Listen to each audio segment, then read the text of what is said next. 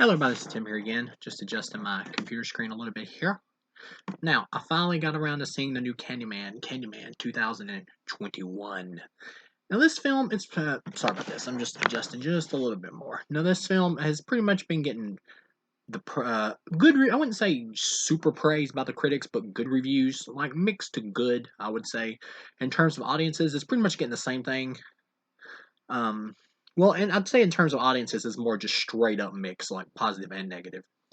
Overall, for me personally, I did not enjoy this film. I didn't hate it, but I didn't enjoy it either.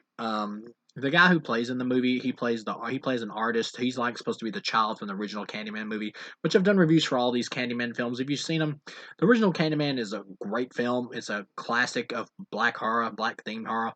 The second one, it's not very good, but I had like an okay to all right time with it. It's just a B movie slasher. The third one is bad, but once again, I had a passable time with it just for seeing Tony Todd do some slashing. If you come to this movie for Tony Todd to see the actual Candyman, you have come to the wrong movie. You are going to hate this flick if you want something more in the vein of the other three with actually Tony Todd in it. You are not going to get it here. As far as like this film goes, you got the baby back from the first one who was saved by Virginia Madison's character from the fire when she died to save him. He's grown up here. He's an artist.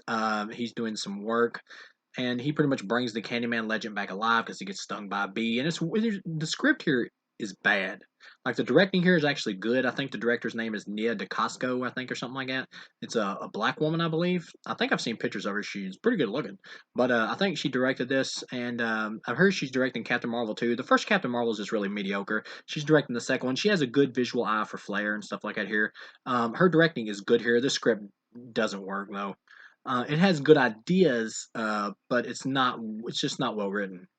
He gets stung by a bee, and he pretty much like like his woman's like brother who's gay like tells him the story of Candyman, and then like the very next day he wakes up and goes, "I'm inspired. I'm gonna make this everything I do from now on about Candyman in my art exhibit." It just kind of comes out of nowhere and feels really rushed and kind of silly. But at the same time, though, the movie plays it almost like this is his destiny for everything in this film to happen to him. So it's like almost like he has no choice. This is just always what he was going to end up being, which I've never really liked stuff like that because when you have like no choice in anything, it almost makes the movie feel pointless. But yeah, so he just gets inspired by it, and then he gets stung by a bee when he's out doing research, and then his hand like starts getting a rash or whatever on it from the bee sting. And the guy in here who played like the gay dude who was like the woman's brother, he was very stereotypical gay. I can see maybe some gay people getting offended by this. Like I'm not offended by any movie. Like nothing really bothers me in a movie. You can make like any jokes, white jokes, black jokes, gay jokes, whatever in a movie. It doesn't bother me. But I can tell when something is just poorly done to where it comes off offensive, to where it actually is trying to be offensive. Like his character is just poorly written, and the fact that he's stereotypically gay. But I will say this: the actor does a good job, and he gets the best lines in the movie. Like he looks at his sister later on in the movie, and she's talking about Candyman. He actually looks at her and goes, "Candyman ain't real, nigga." It was really funny. The way the dude delivered it, it like almost took me out of the movie. It was pretty funny. There are some little comedy moments like spurred in throughout this movie that are pretty funny, um, and they are amusing, but it's not like a laugh out loud horror comedy or anything. But there's little moments burst in here, and they do some like good social commentary about the ghetto and stuff like that, about how white people build it and like relocated black people there and then just kind of abandon it. That was good, but at the same time, it just kind of came out of nowhere and felt kind of forced into the movie. That's the thing about Jordan Peele. Like I like Get Out. I think it's a great movie. He wrote the script for this, and you can tell. I like Get Out. The social commentary is very on the nose in that one, but it's an extremely entertaining movie. That's just really fun to watch, and the lead is really likable. Here, I like the lead in this one too. It's the guy that played Black Man on Aquaman, who's also playing like a version of Morpheus, I think, in Matrix 4. I like this actor. He's a good actor. I look forward to seeing what he does in the future. He's good here. I liked him here. I really liked all the cast, really. Even the stereotypical gay guy, he got the best lines in the movie. He was still funny. I enjoyed him being on there, even if he was stereotypical. But I had no problem with the casting in this movie. And he's an artist, and he's making this whole Candyman thing. And his like all the like people in this movie, they deliberately paint as like jackasses or like secret racists. To where like the art exhibit and like most of the people in the art world are extremely snobbish. Like they do like really talk down to people and treat them like crap, regardless of whether like almost everybody in the art world is like that, whether they be white or black. Like they'll gladly talk down to you and treat you like crap, but they go out of their way to make the people like seem like they're like hidden racists and stuff like that. It's almost like a way to like justify their killings. And I didn't really like that because what I liked about the original Candyman is he just had his wrath on everybody. Like he was just killing anybody that said his name. I didn't really need for every character to be like a closet racist or asshole or something. I didn't need that. I mean, a few that would be fine, but they make pretty much every character like that in this movie. Um, and he's like doing his exhibit and everything, and like some people get influenced to go out and say the name, like some of the asshole art people, and they get killed. This dude and his like way younger girlfriend that he's got on, he's banging, I guess, and he gets killed and she gets killed. And the kills you don't actually ever see Candyman. Most of them just like people just floating up in the air, and they just like get their throats slit and stuff, which is it's kind of cool for a while. It kept me in suspense, like oh you're kind of hiding Candyman and all that, but you never really actually see Candyman really, except tiny little glimpses here and there, and they do kind of work at points, but. If you're going to this movie for a Candyman movie, you ain't getting no Candyman in this until like maybe the main end. Um, and the other problem is this film is more of a soft reboot than a sequel. Like, have you ever seen Bride of Chucky? How it changes up like the style and stuff, and the mythology of Chucky now needing like this necklace to like transfer his soul to just doing the chant. They do something similar to like that here with the mythology. They alter it from the first movie. This pretty much ignores 2 and 3 and is a direct sequel to part one. They kind of alter the mythology here from the first movie instead of being like just Tony Todd as the Candyman, just his legend. There's every black person who's been killed unjustly is Candyman. I kind of like that as an idea for like an update on social commentary because that does kind of work of how every black person that's been accused of a crime and stuff like that and being killed unjustly could be Candyman. But at the same time, Tony Todd is Candyman. He's the best part of the first movie. So me as a Candyman fan and Tony Todd fan going to this movie wanting to see Candyman, I want Tony Todd. So I'm not getting it.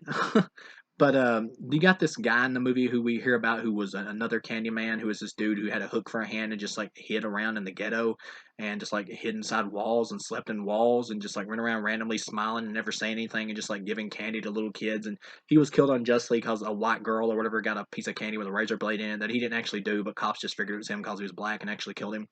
I like the attempt at social commentary there because there are a lot of unjust like cop killings, not just black people but white people too. Just like really a lot of people. There's a lot of bad cops. There's good ones too, but there's a lot of bad ones. But yeah, I like that commentary there. But at the same time, it's really clumsily handled because the guy that they do kill, it makes sense that they would suspect him of something because the guy is like overly weird, way overly weird. Now, I like the idea of like the whole not judging a book by its cover, not everything is stereotypical and all that, which that's true. They aren't. It isn't like that in real life. Things aren't that black and white. But at the same time, you're a dude going around like handing out candy to little kids, and you're just smiling and never saying anything and you got a hook for a hand and you just make weird faces, you're gonna obviously think that people are gonna feel weird about this. Like even black people in a community would feel weird about this. Like if another black dude was walking around like giving out candy and stuff, like they would feel freaked out. And naturally, when the little boy sees the dude in the movie, when they show a flashback before the cops show up and kill him unjustly, like he freaks the hell out too. Now, of course, they shouldn't like beat him in the head or anything like that, or just kill the dude. He should go to jail or go to lock up or whatever until they figure out whether or not he's guilty. Do it fairly, but at the same time, though, it makes perfect sense why people would feel weird around this dude. So it's a little clumsily handled. I get what they're going for, but it's not perfect here. Um, Pretty much, you get some more killings, and he starts like the main dude starts like slowly like losing his mind or whatever, and it's almost like he's becoming possessed by Candyman. He's in an elevator, and he raises his head up and like sees one of the versions of Candyman I was talking about, the dude that was handing out candy like above him in the mirror in the glass. It was pretty cool shot, pretty cool scene. It freaks him out, and it's almost like he's become possessed by Candyman. And then later on, he's like looking in front of glass, and that version of Candyman is on the other side and like holding its hook or whatever, like as moving its body as like he's moving his body, which was pretty cool. That was a pretty cool shot, pretty cool scene. Once again, the directing is well done here, and when they talk about like the past, like they don't even mention Tony Todd until like almost the end of the movie, to like the third act. Like I almost forgot it was even about him for a while. I was just like, where the hell's Tony Todd? Are they ever going to mention Tony Todd, who should be like the original first Candyman? But they don't even mention him till almost the end. So this is one of those soft reboot sequels. It's more of a Jordan Peele movie than an actual Candyman movie, or more of a Jordan Peele soft reboot Candyman movie than an actual Candyman sequel. Which I guess if Jordan Peele's hired to do the script, he's going to make a Jordan Peele movie. That's just the way it is. Um, I like to Get Out. Like again, I would give that. I think I reviewed that. I gave it 4 out of 4. I believe. I thought it was great. Us. I thought was just good. It was fine, but it was more of the similar. It was less of the intelligent social commentary, or less of the well meshed social commentary of Get Out, and more of just like a weird, quirky horror movie. Really. He is kind of a one trick pony. Jordan Peele is. He is. You know what you're gonna get with Jordan Peele, whether you want it or not. If you're not, I'm a fan of mixing social commentary with horror. I don't have a problem with it. Like if you can do it well, I'm fine with it. George Romero did it really good in a lot of his older flicks. I'm fine with that. It doesn't work out very well here though. This is the worst thing I think I've seen Jordan Peele attached to. I never saw the Twilight Zone reboot though, which is supposed to be awful, but this is the worst thing I've seen him write. Um, and then you get to the end, and just like the this dude who was a little kid when he saw the hook dude or whatever, who was giving that candy, like when he freaked out when he saw him, like he's older now and he's like obsessed with CandyMan, and he like kidnaps the main artist guy and he cuts off his hand because he wants to create a new legend of CandyMan. He calls the cops so they'll show up there and kill him. He's got like the dude's girlfriend hostage, and he attacks her and she ends up stabbing him to death. Of course, the police do show up and shoot, like they shoot the main guy down and kill him. But the thing is, he's already laying on the ground. Like when he gets shot, like he's laying on the ground, not even breathing, not even moving, and the girls just sitting there holding him, and they just rush in and just blow him away, like one dude does, just like out of the blue. Once again, I get what you're going for with the social commentary. I get it, but at the same time, it's very like much more forced and on the nose. Like the whole George Floyd thing, which was horrible. That was like they took the dude down and like they literally suffocated that guy for I don't know how long, like 30 minutes, something like that, 15, 20, something. That was horrible. But here, this dude is like literally laying on the ground dying. I know, and he pretty much dead from the looks of it. And they just walk in and shoot him. Like that's just it. Um, like for no reason. Like which George Floyd died for no reason too. But at the same time, though, this is much more extreme. Like the dude's laying on the ground, pretty much dead. He's not even moving. He's lifeless. They just go in and shoot him. And I get with the whole thing about it. Like these are racist people who are using their police thing to get out their racism and stuff like that. But this is still a much more extreme example that really it doesn't happen like as much. Well, from all the cases I've seen, it doesn't really happen as much like this nowadays. This is much more of an extreme example. So that's what I'm talking about, like clumsy writing. I feel like critics are just more impressed with just like any social commentary in a movie, and especially with Jordan Peele's name on it, because they like get out so much that they're just willing to give him a pass. I think on stuff, but this is a bad script. um, and you get to the end, and the cops like threaten to kill her if she doesn't cover up for them, and then she summons CandyMan, who is now like a vengeful hero for the hood, and he like comes there and kills all the dirty cops and lets her go, and she gets away, and it's her boyfriend or whatever, the guy from the beginning from Aquaman, and his face transforms into Tony Todd in like this one last scene just to show his face. And he tells her to like tell everyone, and then it just goes off like it's almost setting up for a sequel. It like certain stuff here doesn't really make any sense. Like, why is him getting gunned down by the cops making him a vengeful hero for the hood now? Like the other guy who gave out candy was unjustly brutalized and beat to death by the cops. Just like automatically, the moment they seen him, he didn't come back as a vengeful hood hero. Tony Todd, the same thing. He didn't come back as a vengeful hood hero. It doesn't make any sense in the context of the mythology that they've even created in this movie. This almost feels like a rewrite or something. This really doesn't make logical sense in the context of the movie. It's very clumsy. Um, and with the whole showing of Tony Todd, then like the movie made it to where it was almost like because he got stung by a bee, that was like Candyman's influence of like him being possessed or being transformed into a new Candyman. But like, what's the perp? Just to keep the Candyman legend living, I guess, to make more Candyman. But and I guess he was just chosen just because he happened to be the baby at the original movie, and he just happened to walk up to that place and when he was taking photographs and just happened to get stung by a bee. I guess that's pretty much it. It's just predestined, I guess. Um, but why does his face like transform to Tony Todd at the end? Wouldn't it make more sense if he was just like becoming his own Candyman? You know what I'm saying? Like, why does he turn to Tony Todd? Like, I guess maybe you could see as like maybe they're all like one vessel or something. And this did well, I think, in terms of box office. So it might get a sequel if they feel like it. Which maybe they're trying to hint that he's transformed into Tony Todd now. They use CGI on his face to look younger. I thought it was fine. Maybe they're wanting it to be like Tony Todd back again and going around killing everybody or something. I don't know. I'm not very interested in a hood hero Candyman, like Candyman as an anti-hero, evil Avenger type character or whatever. I don't have any interest in that, to be honest. I liked Candyman, the original movie, and even the other two sequels to a point because it was a horror slasher story with him as a horror villain. Making him an anti-hero, whatever. I'm not interested in that.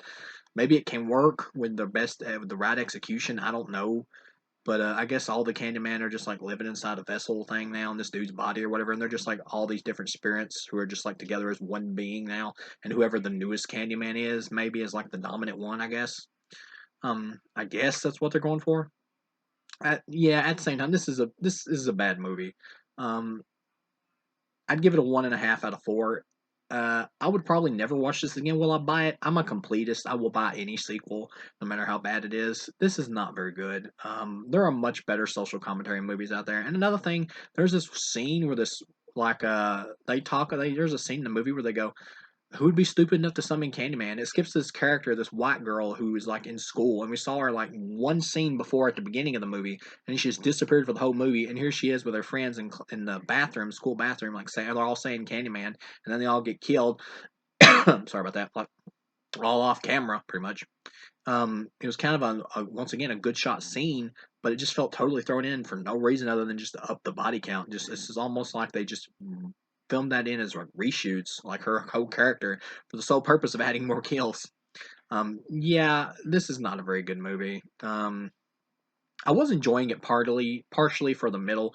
I did start to like some of the artistic shots and things like that, and I was kind of liking the vibe of it. But by the time it gets to the ending, it just kind of collapses in on itself, and I just hate the direction for the Candyman character in this of him becoming like a vengeful anti-hero superhero like the Punisher or something. I don't care.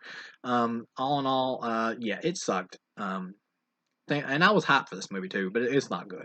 So thank you guys for watching, and I'll see you again.